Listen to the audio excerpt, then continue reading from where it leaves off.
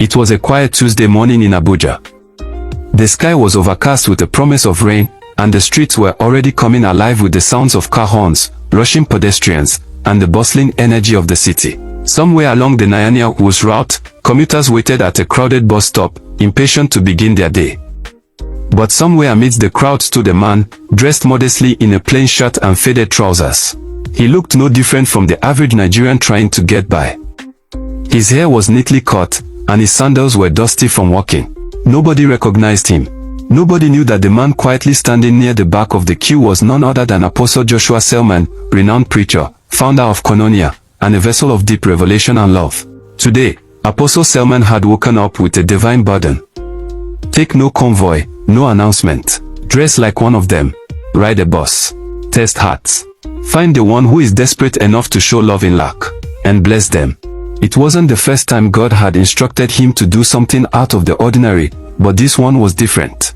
He was used to giving millions to the needy, but never like this, undercover, unrecognized, and with a specific mission, to bless the person who would pay his bus fare with 20 million naira. As he stood waiting, he whispered, "Lord, lead me to the one." Minutes later, a dusty green public bus screeched to a halt, and the conductor yelled, Wuse Street. 500 naira oh. The passengers surged forward. Apostle Selman climbed in quietly and squeezed into the back seat. Beside him sat a woman, maybe in her early 40s, wearing a simple wrapper and blouse, her eyes tired, her hands calloused. She clutched her handbag close to her chest.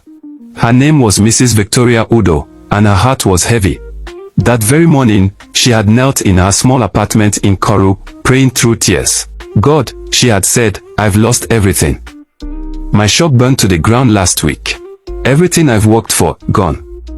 I have no help. But I believe you. Please, bring my destiny helper today. Don't let me suffer in vain. She had barely 1,000 naira left, her last money. Enough for a bus ride and a little food. But she still managed to give a small offering at a roadside church on Sunday. Her faith remained intact. Back in the bus, the conductor moved down the aisle, collecting fares. Your money, madam, he said, tapping her shoulder. Victoria opened her bag and brought out a 500 naira note. As the conductor turned to the man beside her, he snapped, Oga, your money. Apostle Selman looked up gently and said, Please, I don't have any money with me. The conductor scoffed. I beg no start nonsense this morning. Not charity bus you enter. I was hoping someone could help me, he said quietly. The other passengers began to grumble. These beggars don't get tired, someone muttered. The conductor grew agitated. If you no get money, come down now. But before things escalated, Victoria turned and placed her other 500 naira note in the conductor's hand. Take, she said softly. I'll pay for him. The conductor blinked. You sure? She nodded. Yes.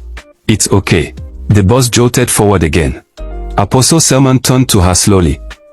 Why did you do that? You don't know me. She sighed. God told me to be kind today. I don't have much, but I know what it means to be stranded. I know what it feels like to have nothing. If I can help, even if it costs me all I have, I will. There was silence between them for a while.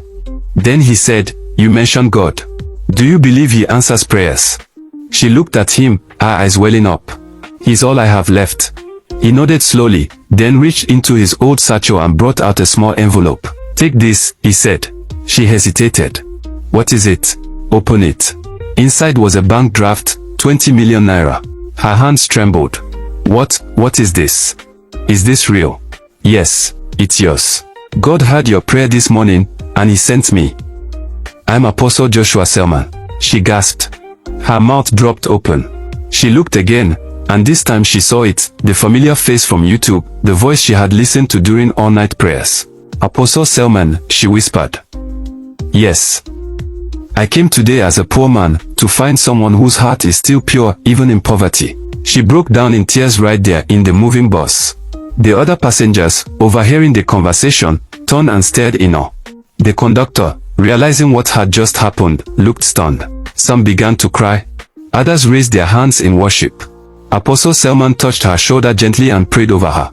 From today, you will never lack again. Your business will rise from the ashes. You will own not just one shop but a chain of stores. What you lost will be restored sevenfold. God's favor will distinguish you. By the time the bus reached Woos, it wasn't just a routine commute anymore, it had become a revival on wheels.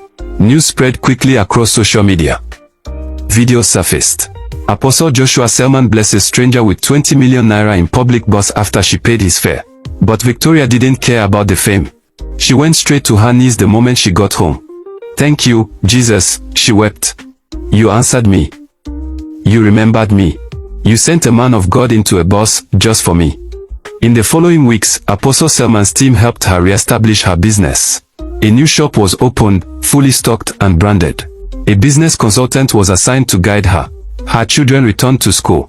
Her life took a dramatic turn. One Sunday, she shared her testimony at Koinonia.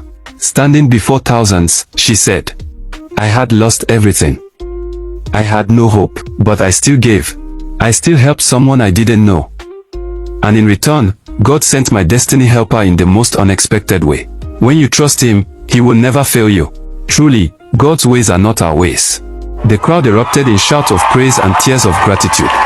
And as she stepped down from the altar, Apostle Selman said only one thing to the congregation: "Sometimes, the most divine moments are hidden in the ordinary. Always be kind, because one act of compassion can unlock a lifetime of blessing. God's time is always the best."